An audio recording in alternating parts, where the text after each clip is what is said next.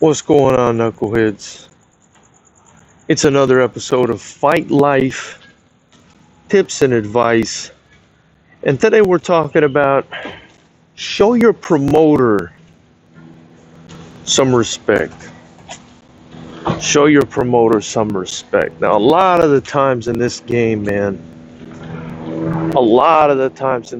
you guys, it gets convoluted. Things get convoluted. And we always look at the person with the most leverage in the relationship. We look at the person with the most power and the most leverage in the relationship, and we want to victimize them and we want to villainize them, right? We want to villainize them for victimizing the person with less leverage. In this case, I'm talking about promoters versus fighters, and this is the same kind of relationship that you could kind of analogize to an employer versus an employee, right? Maybe you got a pain in the ass boss or whatever, giving you a hard time, which is, I think, probably the majority of people in this world. And, when you go through that kind of thing, you look at the promoter-fighter relationship. You look at the UFC, you hear stories of Dana White, you look at guys like that, you hear about Don King. You look at stories about guys in the fight game, you say to yourself, man, these people are ruthless. These people are ruthless. But a lot of the time when you're hearing these stories, at least in my case, I mean, obviously I'm going to be biased because, I believe I'm in the right. And I'm going to give you guys an example of a story today, of an experience today that I had as a promoter that kind of shines some light on what promoters have to deal with as far as shady fighters, because it's not always the promoter that's shady, I can assure you that. A lot of the time, it's the fighters or the coaches that may be shady. So, the point of this video is respect your promoter. It goes a long way. Look, at the end of the day, I'm a promoter. What do I want to do more than anything? I want to get the fighters out there. I want to get the fighters paid. I want the fighters to be happy. I want the fans to be happy. And if the fighters are out there, the fans are happy, it's a win-win for everybody, especially for me, because when the fighters get out there, the event gets more popular, the brand gets bigger, everybody wins, So I don't know what these guys are talking about when they talk about these ruthless promoters that are out to get them. And, obviously that does happen. That is the case with a lot of people. But I would imagine, maybe I'm an optimistic guy, but I would imagine, most of the time that's not the case. If I have any knock on promoters, right? If I'm going to knock promoters in any way, you guys, I'm going to say that the biggest problem with promoters is the fact that they're incompetent, or they're lazy, or they lack creativity. But it's usually not, I usually don't have an issue with a promoter, one of my colleagues in the fight game, because, they're ripping people off, although I have heard some really shady things. But what I want to get into is a story that I had with a fighter, and the reason I'm making this video is to teach you fighters out there, okay, that you need to respect your promoter. Give the promoter respect, man. This is a guy 9 times out of 10 that's pulling money out of his own pocket to put an event together, to give you an opportunity to live your dream and gain the experience necessary to get yourself to the next level. And of course, there's something in it for the promoter. There's always something in it for somebody in any business transaction, in any relationship. There really isn't anything, as far as I know, as 100% altruism. Even if doing something nice for somebody makes you feel good, yeah, that sounds altruistic, but it's making you feel good. So that's kind of the angle I'm looking at it from. But yeah, I want you guys to understand, you need to respect the promoter who's coming out of pocket for you. The promoter is coming out of pocket for you, and it's a huge gamble every time we put on a show. I know I can speak for myself about this one. because I do come out of, my own pocket. I mean, that's how I started FightersRep. I came out of my own pocket. I said to myself, I feel like I can do a better job than these other promoters. And, I'm willing to show the world, and I'm going to do that by coming out of pocket and starting my own company. That's what I'm going to do. So I went ahead, I invested, I did what I had to do. But anyway, let's just get into the story of why I think it's important to show respect to a promoter. I mean, I think besides the obvious, but some people don't know what the obvious is. So I'll give you guys an example. I had a fighter not too long ago, right? And if you don't understand the game, when you sign up to fight for a promoter, and I'm giving you my experience, when you sign up to fight for me, right, you're basically giving me your word that you're going to do what I ask from you in order to come and compete and follow through with the deal that me and you have, that you're going to compete. And so I had this one fighter, right? I'm not going to name any names. He accepted a fight, and for whatever reason, I can't remember the exact reason, but for whatever reason, either him or his opponent pulled out. I think it may have been him that pulled out, right? So typically what we do when you sign up to fight for us is, we send you a release and we send you your tickets, because a lot of fighters, at least a majority of them, they want tickets to sell to their friends and family to show up to these events. So what we do is we send the fighter or the coach or whoever's going to be in charge of it a stack of tickets along with the release, and I even include a fight poster typically, and we also include a what to expect sheet, so nothing really catches these guys by surprise. I want the fighters to feel like all I really got to do is, sell these tickets, get to weigh in, sign this release, and train. Those are the only responsibilities that I have as a fighter, and I try to make it as easy as possible, right? So again, I send an envelope from my company. We send them an envelope. It contains the poster for them to hang the poster up in their gym. Hopefully that facilitates some sales for them, lets people know that they're competing. And the posters usually, they've got a date, they've got a time, they've got everything on them to let people know who look at the poster when this event's going down.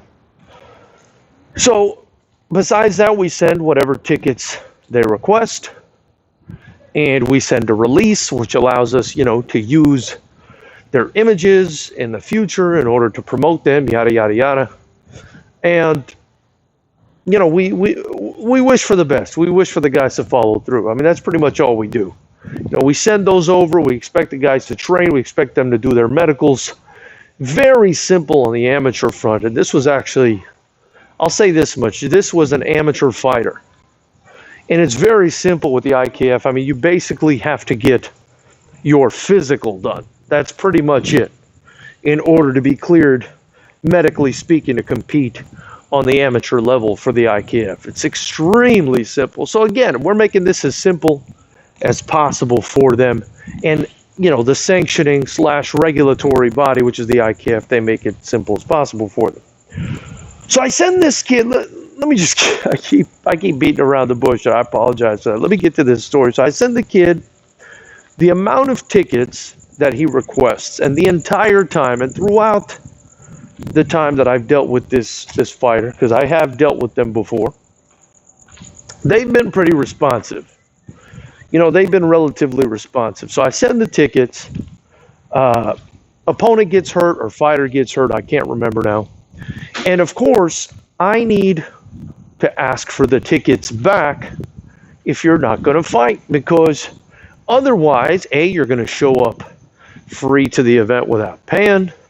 Although we do have, things in place, but still, I don't want, 20, 30, however many tickets it is Outstanding. I can send those tickets to another fighter to sell. I can sell them myself. You see what I'm saying? And the real issue is the California State Athletic Commission, they charge you a tax on the tickets. And I don't know if at any point they're going to want to audit me one day and say, well, you said this is how many tickets you sold. You said this is how many tickets you received back. So, you know,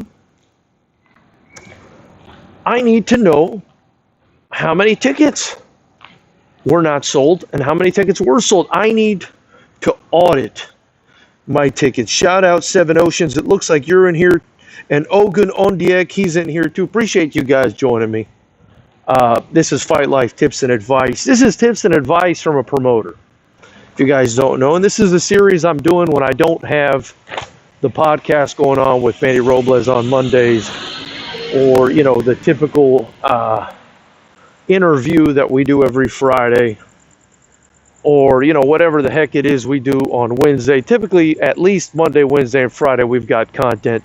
And immediately after the fights, I like to come on live and just talk about the fights. But anyway, I'm talking to you guys about this kid who was typically responsive, and I'm letting you guys know that, you know, I usually need the tickets back if you're not going to compete. Not usually.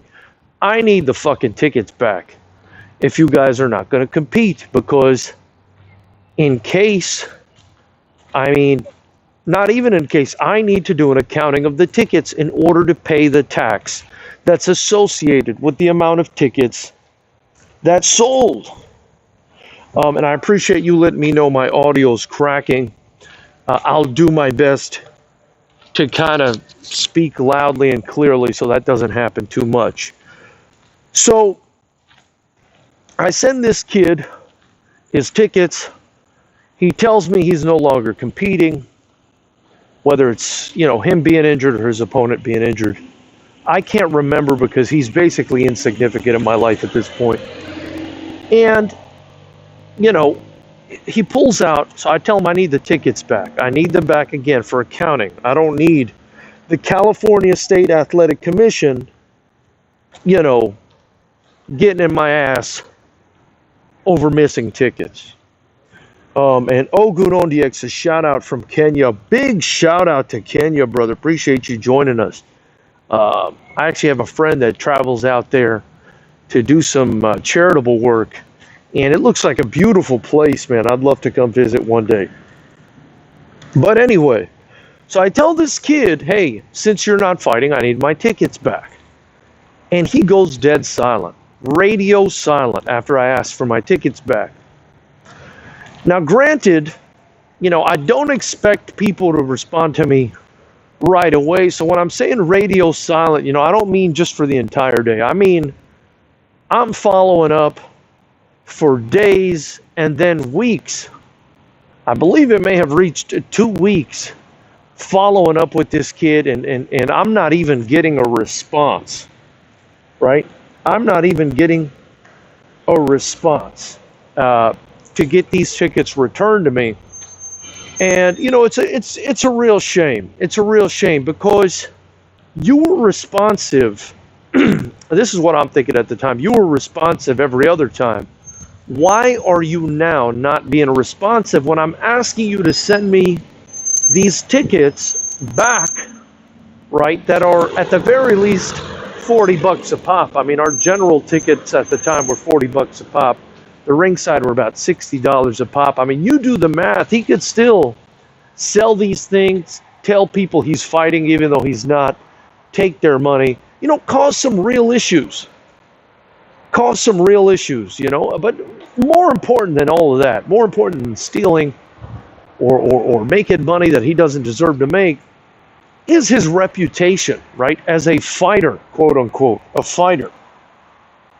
So I don't get any answers about my tickets. Now, I will say this. I'm blessed to be a promoter with the IKF, because they are much better about their enforcement than the amateur mixed martial arts body is here in California. And I know that because I've worked with both. The great part about the IKF is especially Dan Bam Bam Still. Again, a great friend of FightersRep, a professional referee that's refereed some of the biggest boxing and MMA and kickboxing events in the world. He was actually the referee, if you guys ever watch it, for that Beterbiev versus Kaladzic fight, and did a great job in stopping that fight. But I digress. Again, Bam Bam Still. And not only that, he's an OG. I mean, we're talking 17-0 in kickboxing, 15 knockouts. I mean, this guy doesn't play the radio, as my brother James, Manly Man, used to say. So anyway, so the great part about having Bam on your side as a promoter is, not only is he a referee, but he is the vice president and co-founder, or was the vice president, and he is the co-founder of the International Kickboxing Federation, the IKF. And they are, of course, under the auspices of the California State Athletic Commission, right? So basically think about it as there's the mothership, which is the California State Athletic Commission, and then there's the two amateur, destroyers, if you will, for lack of a better word, which is the IKF and Camo, and they sanction kickboxing and MMA respectively, but in the amateur front. CSAC, the California State Athletic Commission, they deal with the pros. But anyway, everybody falls underneath CSAC. And the great part, again, I'll say it again, the great part about having Bam on your side, as opposed to any of those other representatives of any of these other, sanctioning bodies, is Bam comes with teeth. Bam is an enforcer.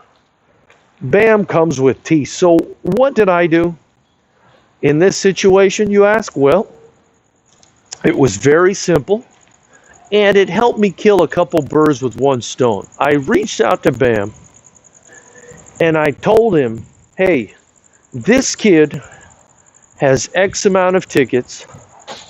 He is not returning the tickets. What do I do in this situation? And Bam told me, which was, a fantastic bit of information, that if they don't return the tickets, then they not only get suspended with the IKF, but they'll get them suspended with the California State Athletic Commission, which will in turn prevent the person from competing in any sort of combat sport in the entire state of California. And as you could imagine, when I heard that, well, that was music to my ears, because I'm not the kind of guy that loves to get robbed, and I don't know too many that do. But I'm definitely not the kind of guy that likes to get robbed. But anyway, so check this out, right? So Bam sends the kid a text message and informs him, hey, you need to send FightersRep, you need to send George his tickets back. And I'm summarizing what he said. He was obviously a bit more detailed and probably a lot more curt, if you will. And he said, you gotta send George. ODX said no one likes to be robbed. Seven Ocean says makes sense why there's so few promoters. Sounds like a bitch of a job. It is a bitch of a job, especially if you don't love it. Unfortunately, I fell in love with this stuff. And anyway, so he tells the kid, essentially, in a nutshell, you either send the guy his tickets back, or you're suspended from all combat sports in the state of California. Now, this kid, and again, we won't mention any names, but, very lopsided record. Typically, the guys that make the decisions to ignore and disrespect their promoters are these kind of guys that have an exceedingly lopsided record. I mean, this guy's record is exceedingly lopsided, and I had tried to kind of reach out to him in the past because, I am working with these kids. I do want to, show them compassion and respect. So I told him, why don't you consider maybe taking some time between fights and proving yourself as opposed to just jumping in there, and getting hit in the head every other week. But nothing I said ever really seemed to register with this kid. So anyway, so Bam sends that message, and even though he didn't respond to me in the 2 weeks of messages that I had sent him, he immediately responds. He immediately responds to Dan Bam Bam Still's text message. And not only that, I receive the tickets back within a reasonable amount of time of that response. And obviously in that response, he indicates to Bam Bam that he's going to be returning those tickets. Now, you could only imagine, what happened to this kid's sort of reputation and stock in my eyes, where, I've tried to reach out to him before to give him what I believe some helpful advice, but, you can't get mad at somebody for not taking it. But I gave him another bit of advice that at the time, because it was a commission issue, and I don't really want to discuss details about it, at the time it could have saved his career, and he decided not to take it. So it wasn't the first time he'd done something stupid, and that previous time when I was trying to help him and he didn't want the help, I said to myself, there's something wrong with this kid. He's just not that bright, or he's just not all there. Something's up with him.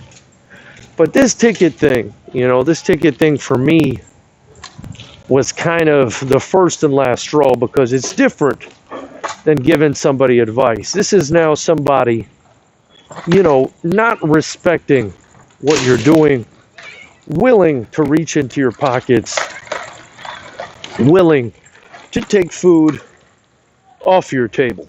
You know what I mean? Because again, why are you holding on to the tickets if you're not going to compete? It's either to sell them, to show up for free with a bunch of friends,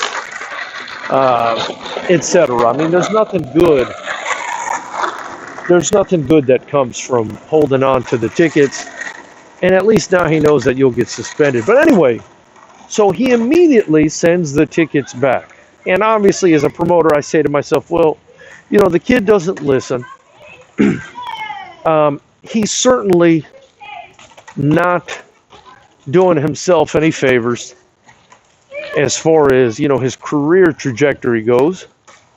And now, his reputation with me is compromised, and I can't trust you. And if I can't trust you, look, this promoter-fighter relationship is unlike the majority of, business relationships that you're going to run into. And that's because unlike your typical business relationship or workplace relationship, this is a matter of life or death. This is a matter of people getting hurt. This is a matter of people becoming permanently maimed. We actually have in our release of liability and intellectual property and everything else, you can get killed, it says, doing this competition. You can get killed, in assuming the risk of a combat sport. This is combat. So there's always an excess degree of, severity and fear and consequence when you're dealing with a promoter-fighter relationship. And I'll add that if you can't trust the fighter, not only does it make you feel uncomfortable to kind of be in charge of his life in there as a promoter, it makes you uncomfortable to also involve him in a situation where there's another fighter. I mean, because if you're lacking a conscience to the point where you can't even send a promoter his ticket back, where you don't even respect a promoter enough to respond to his text messages and send the tickets back, you know, to prevent him from losing more money that he came out of pocket for just for you.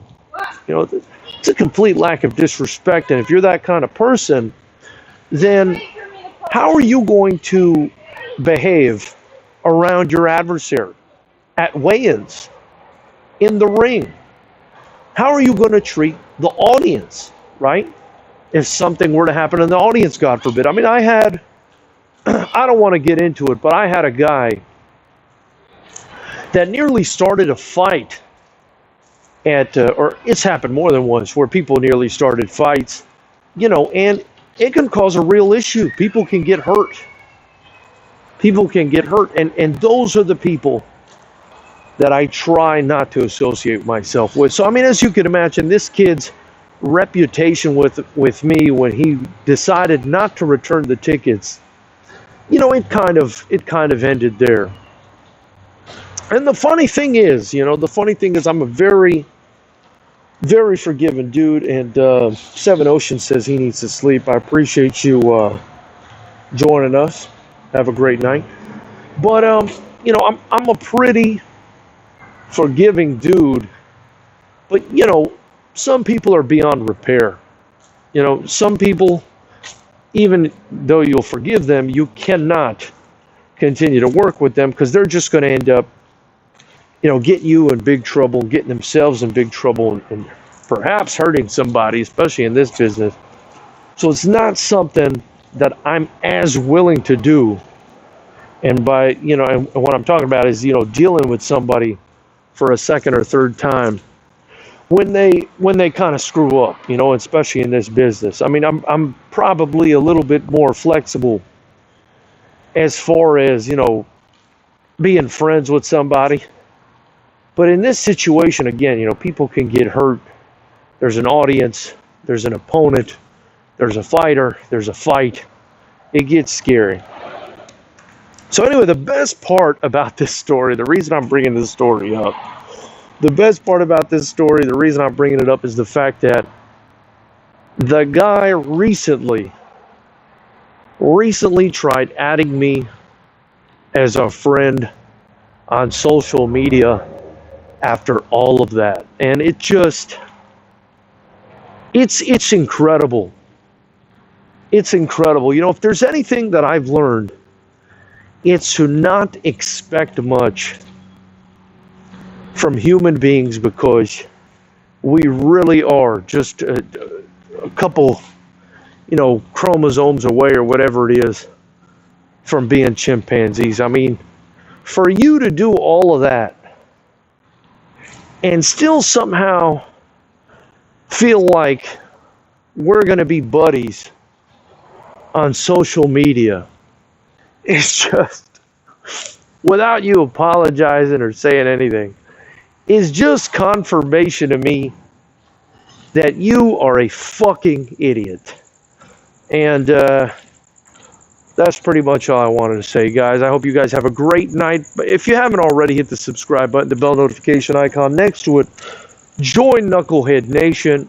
Get your Fighters Rep and Keep It Clean gear in the link below.